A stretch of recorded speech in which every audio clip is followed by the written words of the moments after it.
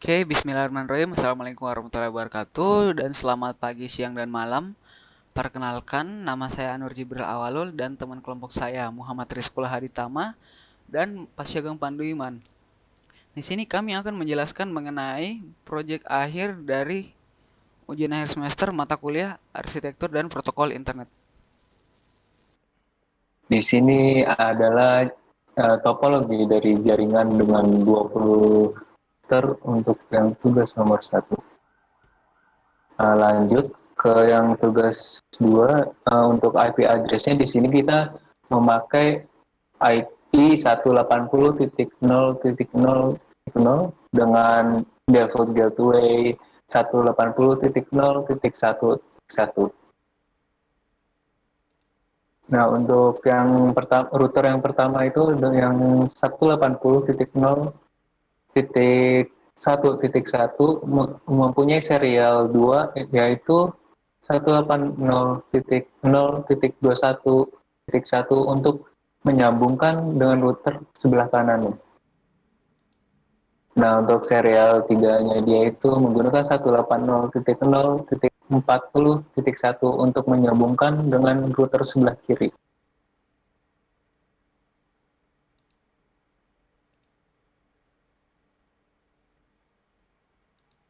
Untuk PC-nya sendiri menyambung dengan router yaitu dengan default gateway-nya 180.0.1.1 dan IP address-nya sendiri itu 180.0.1.2.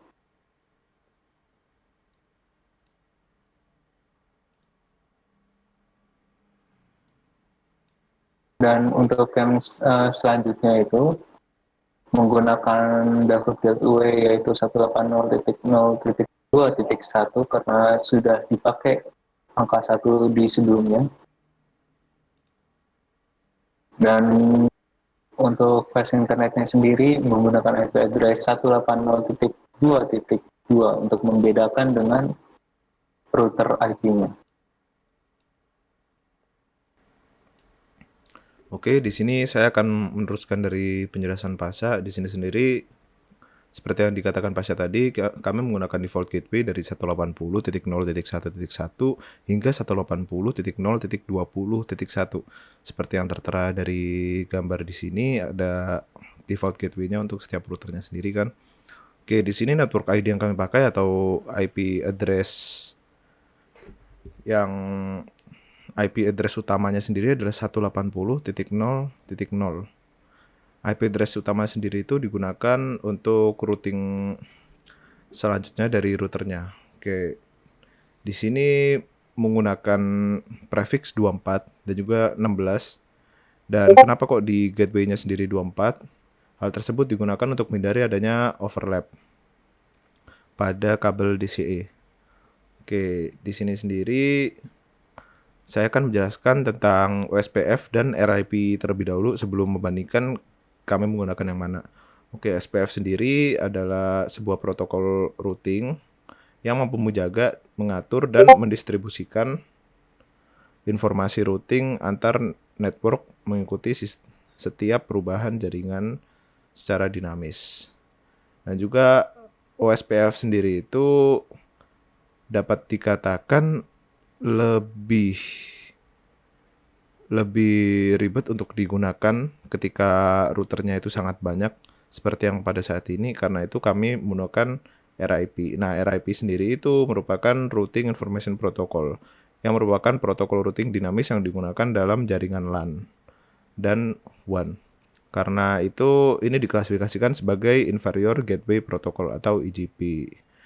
Nah, di sini sendiri kami menggunakan routing RIP karena bagi kami lebih mudah digunakan ketimbang menggunakan OSPF atau bisa disebut juga Open Shortest Path First dengan Link State Routing atau LSR. Di sini jika menggunakan OSPF, menurut kami lebih banyak yang harus dikonfigurasikan, tidak seperti RIP yang hanya menggunakan IP address utama dan juga kemungkinan errornya lebih besar. Oke, di sini sendiri saya akan membuat simulasi dari rancangan jaringannya seperti yang terlihat di sini. Nah, di sini kenapa kami menggunakan RIP? Karena RIP itu memberikan jalur rute terpendek serta terbaik dan juga dapat dilalui paket sehingga lebih menghemat penggunaan bandwidth. Makanya kami menggunakan hal tersebut untuk mencegah terjadinya error. Di sini kayak seperti yang terlihat di routingnya sendiri. Nah, di sini ada RIP 180.0.0.0 seperti pada network ID utama dan juga bisa dilihat di router 18 mungkin. Di sini RIP-nya juga sama. Nah, itulah bedanya dengan OSPF. Kenapa kok kami memilih RIP? Karena di sini mereka dapat mencari secara otomatis mana yang lebih cepat rutenya sehingga untuk melakukan testing bisa lebih maksimal dan tidak terjadi error seperti menggunakan OSPF seperti biasa. Oke, seperti yang dapat terlihat karena di sini sudah menyambung semua, mungkin saya akan mencoba untuk melakukan testing secara acak seperti mungkin PC 17 ke arah PC 0. Oke. Dapat dilihat di sini PC 17. Saya akan melakukan command prompt untuk melakukan IP testing. Oke, di sini dengan menggunakan IP address ping 180.0.1.2.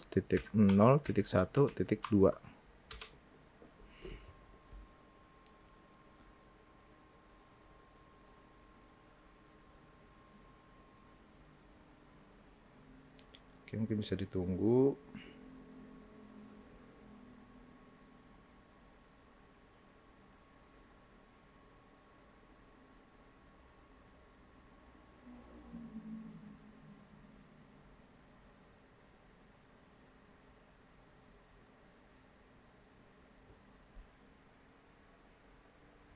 Oke, di sini terjadi RTO sekali.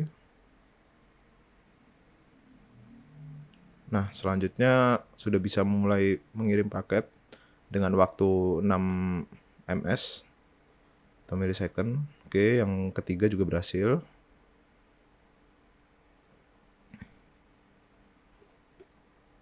Oke, yang terakhir juga berhasil dengan waktunya yang paling lama dari yang terakhir. Nah, saya akan menjelaskan kenapa kok di sini ada request timeout nih untuk pertama kalinya. Oke, RTO atau request timeout sendiri itu terjadi karena ini masih baru pertama kali dicoba untuk melakukan ping dari PC 17 ke PC 0 sehingga dapat terjadi RTO karena mereka masih melakukan konfigurasi dulu dari RIP-nya untuk menyambungkan dari router 17 ke router 0 yang dimiliki oleh PC 1. Jadi karena ini konfigurasi dan juga waktunya tadi kan juga terlihat sangat lama kan. Itulah perbedaannya. Kenapa kok yang di sini cepat, yang 3 ini, tapi yang RTO agak lama karena mereka masih melakukan konfigurasi. Oke, mungkin bisa saya coba sekali lagi mungkin dari PC 0 ke PC 1 mungkin.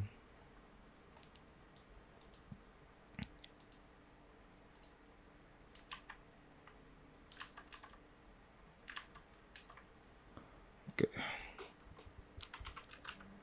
Ping 180.0.2.2. Ya mungkin saya lupa tadi menjelaskan kenapa kok subnet masknya 255.255.0.0. Di sini untuk setiap piece-nya sendiri menggunakan prefix 16 seperti pada subnet masknya. Kalau misalkan yang 24 itu 255.255.255.0.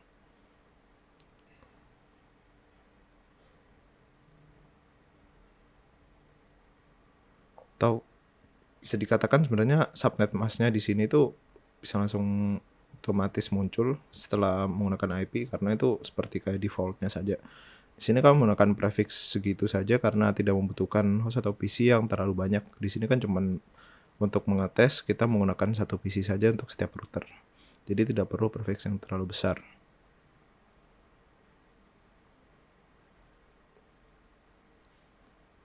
Oke, di sini sudah berhasil seperti pertama tadi RTO bakalan muncul di pertama dikarenakan masih melakukan konfigurasi dan juga ini memang agak lama ya dari RTO-nya sendiri. Dan untuk setelahnya semuanya aman dan juga tidak ada yang RTO, semuanya paket terkirim. Jadi hanya satu loss saja. Oke, mungkin untuk penjelasan dari jaringan dan juga tes jaringan yang kami lakukan segini saja.